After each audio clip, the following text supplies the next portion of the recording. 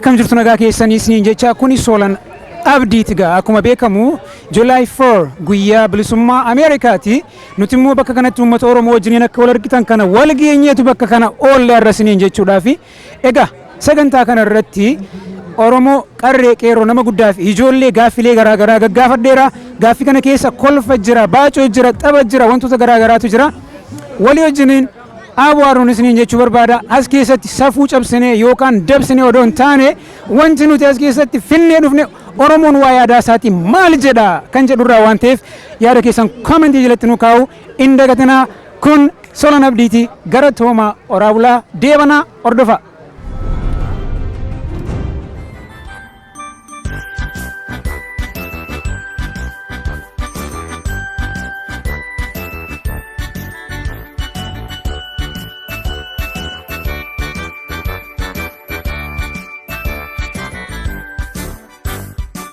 Ayyee akkam jirta nagaa keetii yookaan nagaa keessanii maqaa keessan yeroo tokko. Ayyee maqaa kiyya Magartuu Ibrahim Naanjaan Ootkaan Oromoo Walloo.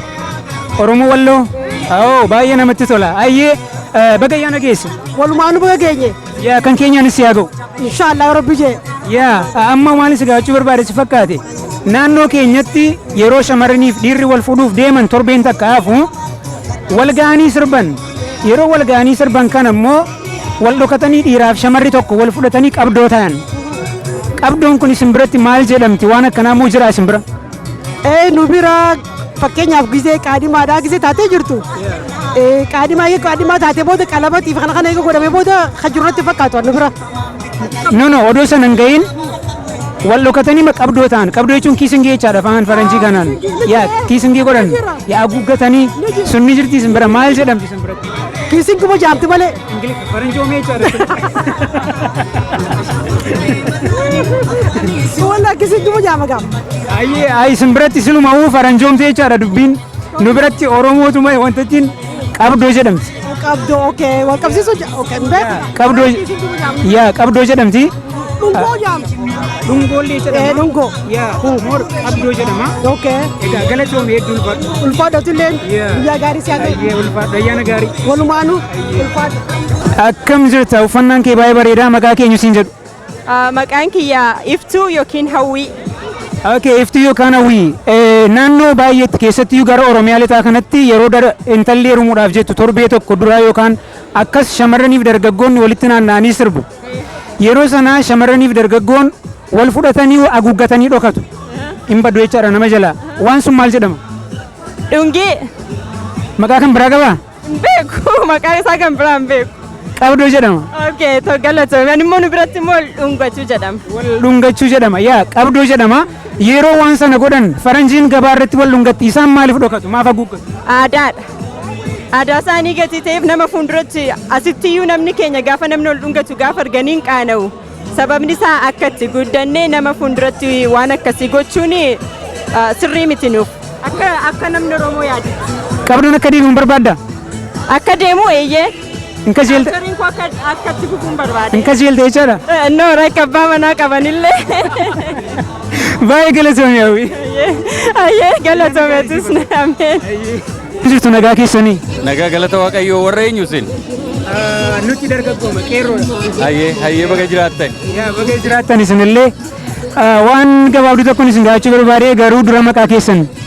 Lamuu Mootiin jedhama jiraataa Minisootaati. Lamuu Mootii obbo Lamuu Mootiin isiniin jedha. Kitaabni afaan Oromoo kan jalqaba barraa'ee eenyudhaan barraa'e maqaan kitaabichaa eenyu jedhama? Maal jedhama? Kan ani beeku macaafa qulqulluu Onesimoos Nasibiin barraa'e. Kan ani beeku. Yaa eeyyee inni qubee saabaatiin barreeffame kan qubee laatiniin qubee afaan Oromoo kanaan barraa'e. Sanallee gaa ani abalu jechuu ammatti hin danda'u. Akkam jirtu? Akkam jirtu? Eenyu isiniin jedhu? Abdataa Kadir naan jedhani. Ayyee baga ayyaana geessan. As baga geesse galatoom. Kitaabni afaan Oromoo kan jalqaba qubee afaan Oromootiin barraa'e eenyudhaan barraa'e maqaan isaa maal jedhama? Dhugaatti ani guutuun beeku hin shakka gadaa malabaa ta'e naadhee shakka malee dhugaatti guutuun beeku yaadadhu. Akkam jirtu? Akkam nagaa? Nagaa galata Waaqayyoo eenyu isiniin jedhu? Ani Raggaasaa Oljirraan jedhama. Ayyoo obbo Raggaasaa Oljirraa kitaabni yaa Dooktar Raggaasaa dhiifama. Yaa kitaabni afaan Oromoo kan jalqaba qubeedhaan barraa'ee maqaan isaa maal jedhama eenyutu immoo barreesse? Ani kan hin shakku qubee afaan Oromootiin kana yaadadhu kitaabota sadii kamti wal duraa duuba akka dhufu hin beeku.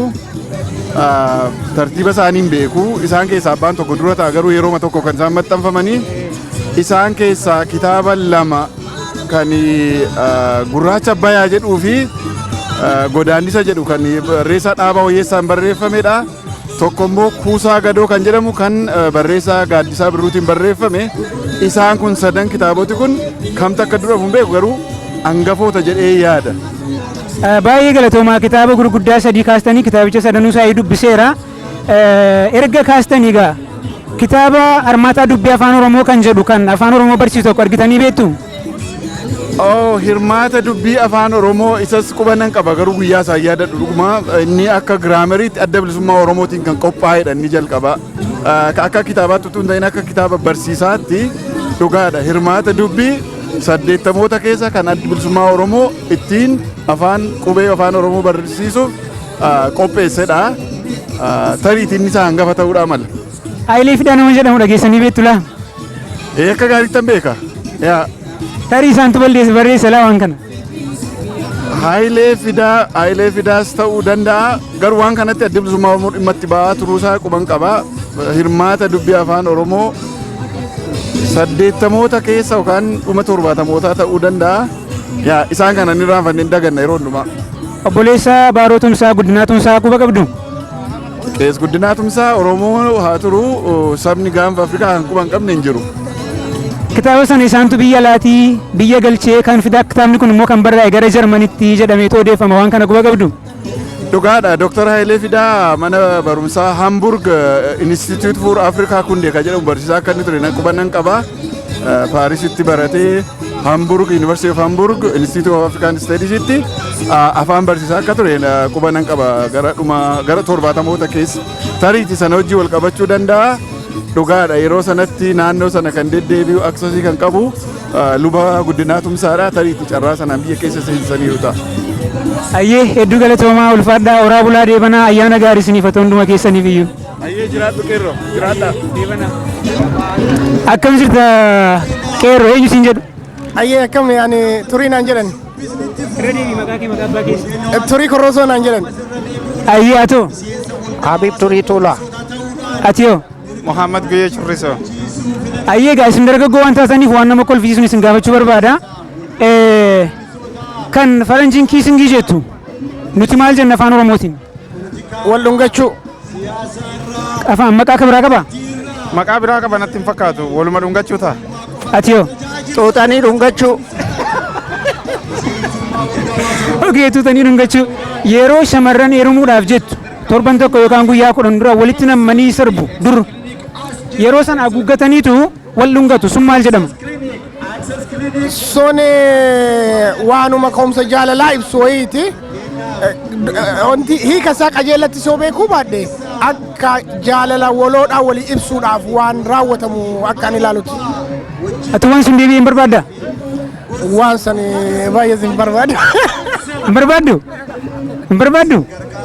Ayi sana faranjiin gabaa keessatti wal dhungatti sanaaf isa kana barbaadde moo maaliif hin barbaadne akka inni deebi'u?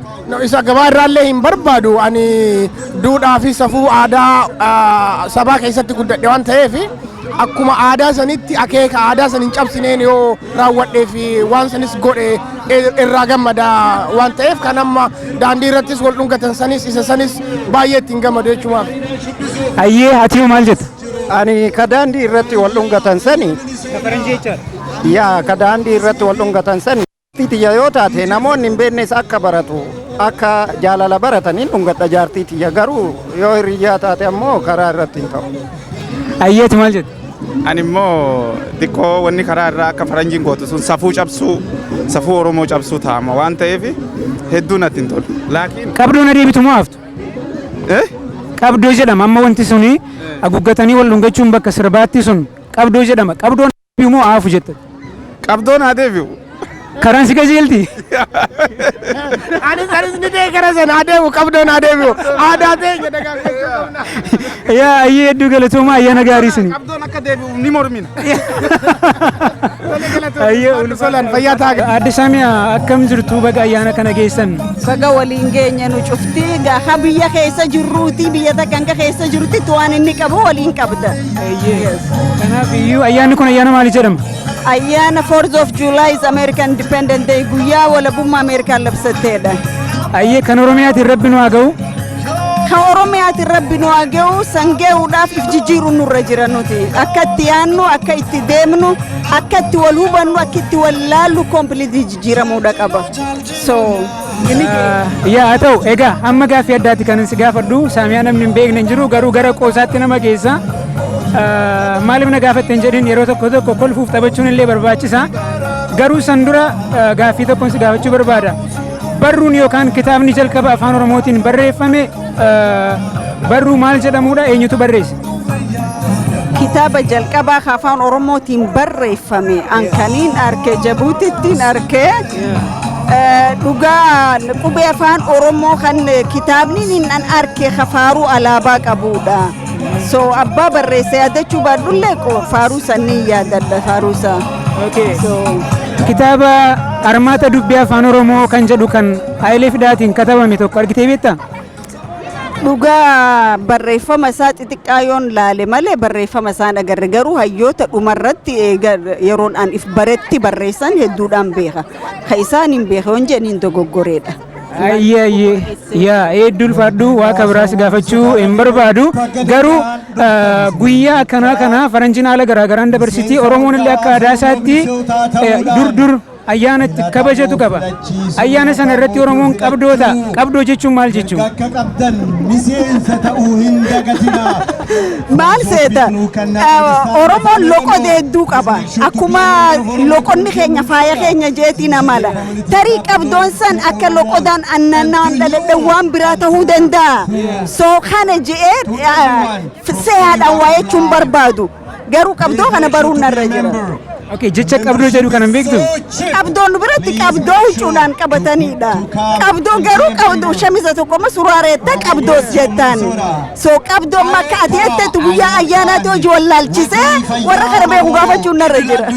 Laala Oromoon yeroo fuudha jala ga'u yeroo ayyaana masqalaa yeroo ayyaana garaagaraatti dargaggoon walii yaatee sirbiti bara durii ammallee baay'ee hin jiru.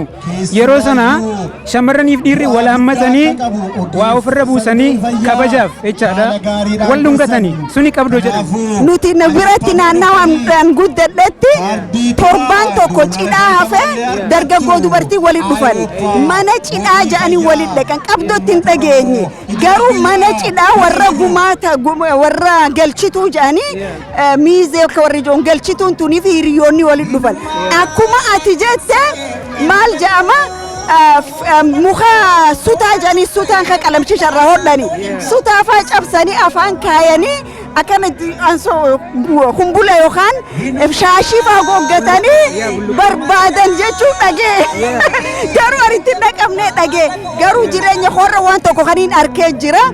Gaafan bara 84 biyya deebi'een ture lafa baqaarraa gaafan dhaqu cidhaa ture amma cidha gaafa ture cidha kanarra dardaraa fi dubraan walitti dhufe jala bultii cidhaati an amma Somaaliirraa waan hin dhaqeef aadaa teenyaan beeku kana uleen tuman dubartii dammaqi jaaniin dubartiin baadiyyaa dammaqee jechuun qaanyiidha daftee dammaqee ati durriyyeedha amma dammaqi jaaniin dammaquu didanii tuman amma waggaa uleen gama kiyya dhufteen dammaqi naan jaan dammaqeen jeen eenyuuf dammaqxeenna Khadiir Bakariin jedhu because beeku kaa maaliifin ulee quufa dammaqeenna alla Saamiyaan dammaqxe jedhi koflan maaliifin ulee quufa re'an so waan akkanaani jira it is very interesting. Hedduu galatoomii adde Saamiyaa Saamii hundi keenya si yaa Saamiyaa Usmaan Saamii galatoomii ulfaadha. Hedduu ulfaadhu si jaallanna yaa ati fakkeenya dhalootaati dhaloonni waan baay'ee sirraati barata waa baay'ee sirraa eegna. Nu jabaadhu jabdu keenya yeroo kabraa interview guddaa si gochuudhaaf galatoomaa jabaadhaa waliin isin dhaammadhu keessaafuu dargaggoonni dhaloonni qubeedha fakkii ta'uu qabdan abbootii teenyarraa wal kabajuu walii hadoodu wal jaalachuu dhabarre garuu amma akka agarrutti xiqqoo wal jaalachuun wal kabajuun sanaftee afaan keenya afaan jaalalaa fi kabaja gara arrabaa jijjiiramee jira isin warri sooshaal miidiyaa irra jirtan no matter what difference nuti qabnu arrabaan waan sirraa'u wal xiqqeessuun waan sirraa'u dhaloota qubee hoggaa yennu dhaloonni qubee akka maqaa saasan ta'uutu irra jira.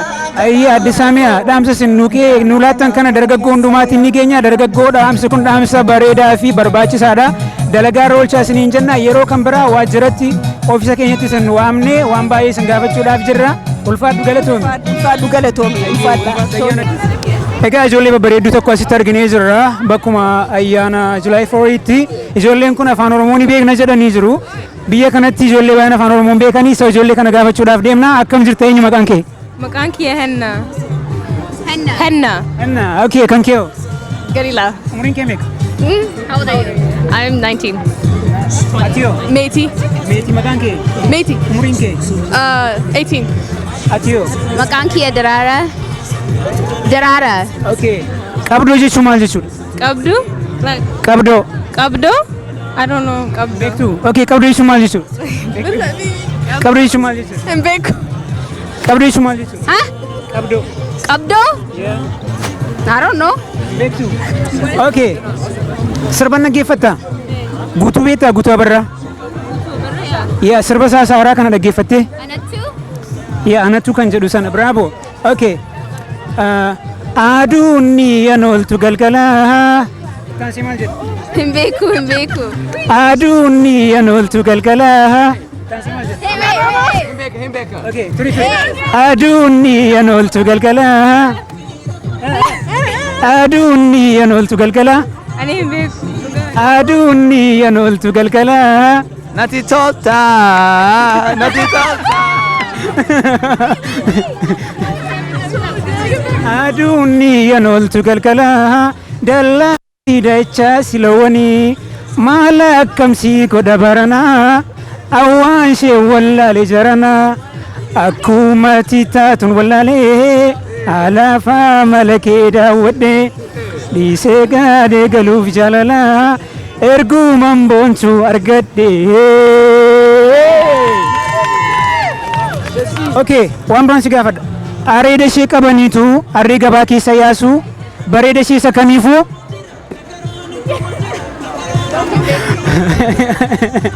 Okay. Darbee ilaalaa. Okay, darbee ilaalaa barbaadda. Okay. Ati eenyu? Ani Soolaan Abdiin jedhama. Anis aartii nan hojjedha. Diraamaa nan barreessaa, kitaaba nan barreessaa. So asin jira waan ta'eef biraatti wajjin hojjechuu dandeenya. Miidiyaan kun immoo ODM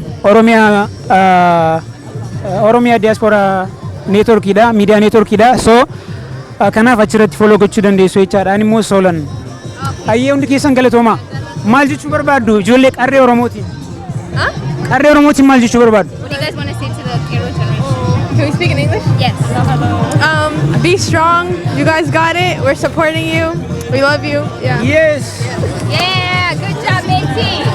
Akkam jirta nagaa keeti? Akkamii naguma? Maqaa keenyu siin jedhu? Maqaan koo Asadeen jedhama. Asadee eenyu? Asadee Maanaa. Okay, Asadee Maanaa. Okay, qabdoo jechuun maal jechuudha? Qabdoo jechuun yeroo akkas namoonni walitti guuramanii jiranii achi durbii fi dhiirri wal argaa achitti qabdoo jedhama. Achitti maal godhu walitti dhufanii? Arganii ol barnoota ta'aa fi achi booda bakka ol baruu qabdoo jedhama kun. Qabdoo godhu? Yaa qabdoo godhu.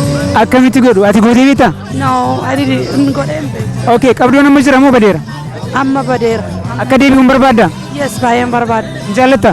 Baay'een jaalladha. Jechuun kajeelaa jirta jechuudha? Barbaadaan jiru. Ammatu qabduun deebi'eera. Goda sanatti gadi bu'isiin jedhee tokko duukaa gadi buuta?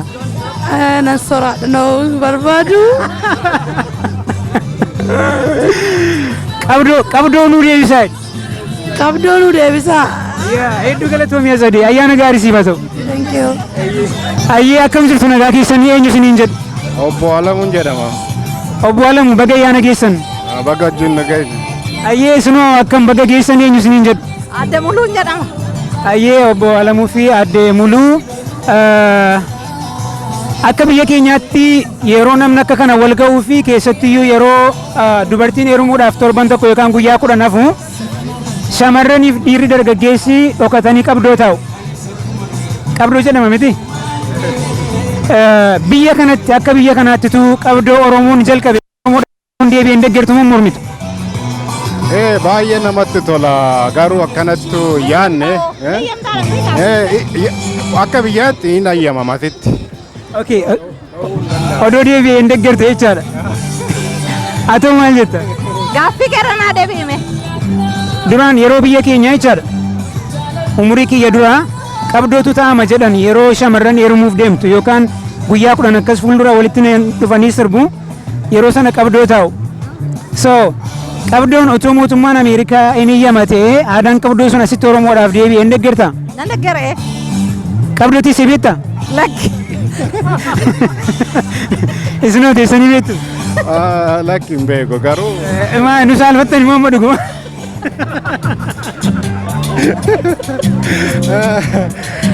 Lakki. Okay, ayyee haa ta'u. Ayyaana gaarii isiniif haa ta'u.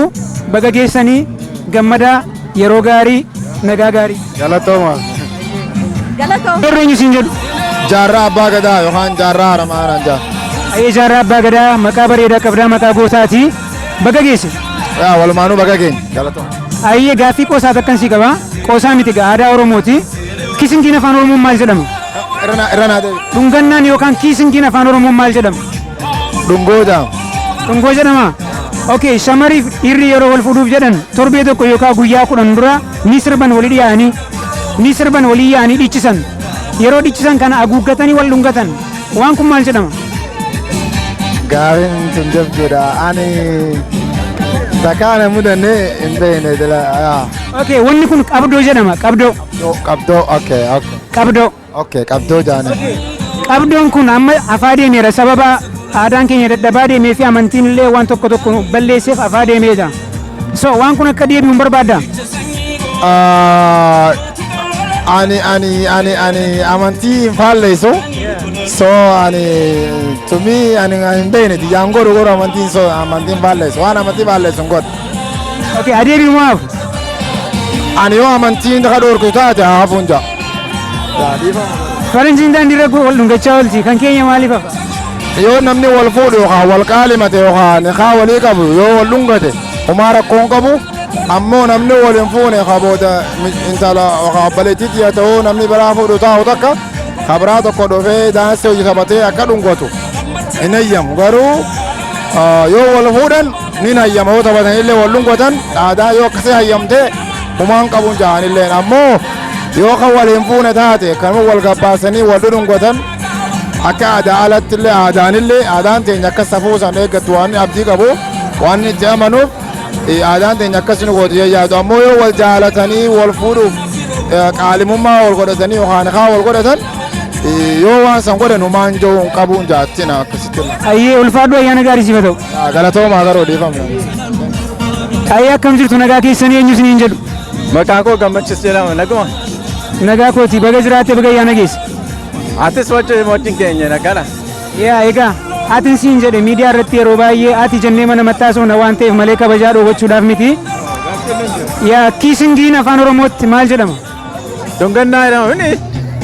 Dhungannaa jedhama walumaa galatti dubartii fi dhiirri yoo wal fuudhuudhaaf deeman torbee tokko dura yookaan guyyaa 10 dura walitti yaa'anii sirbu. Yeroo sana wal dhungatu waan sun maal jedhama? Dhungannaaf qophaa'u.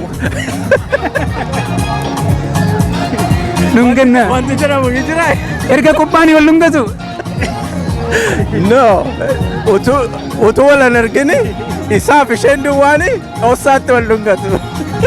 Yaa haguuggatanii wal dhungatu dargaggootatu. Okay, haguuggatanii wal dhungatu. Yaa qabdoo jedhama. Qabdoo teessee yookaan qabdoo taa'ee yookaan qabdoo taa'an jedhama. Okay, haadhaaf barumsuma gaariidha.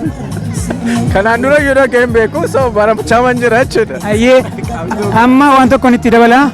Areeda ishee qabaniitu harree gabaa keessa yaasu bareeda keessa kamiifuu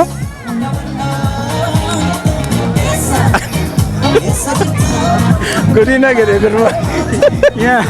Bareeda keessa kamiifoo golfaan mataa sitti taraasu yeroo intalli gurbaatti bobboontu gurbaan akkasittiin jedha. Oh, okay. Sirba isa kamirraa dhufe. Akkas. Ayyaana gaarii isiniif haa ta'u galatooma.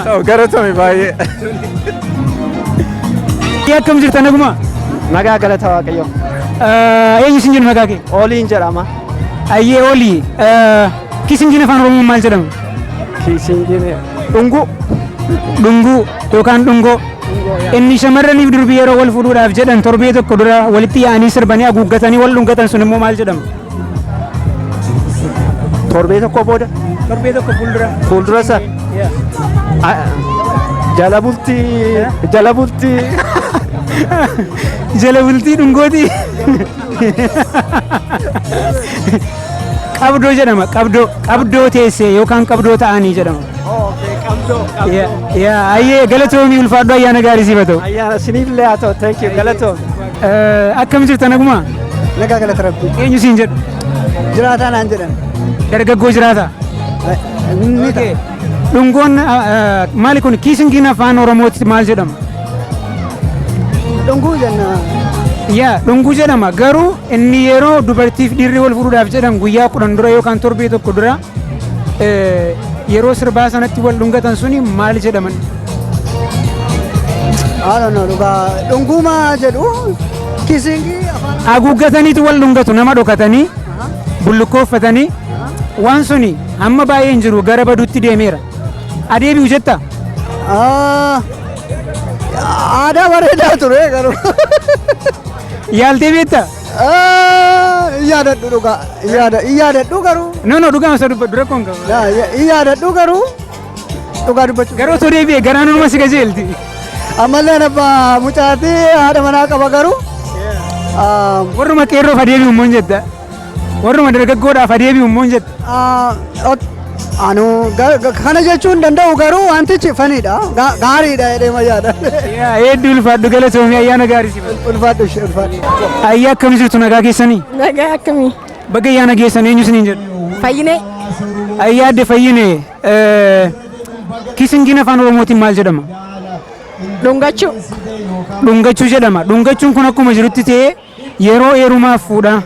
Heerumaaf fuudha sana guyyaa 10 dura shamarraniif dhiirri wal ga'anii sirbu galgala yeroo sana wal dhungatu haguuggatanii wanni sun maal jedhama?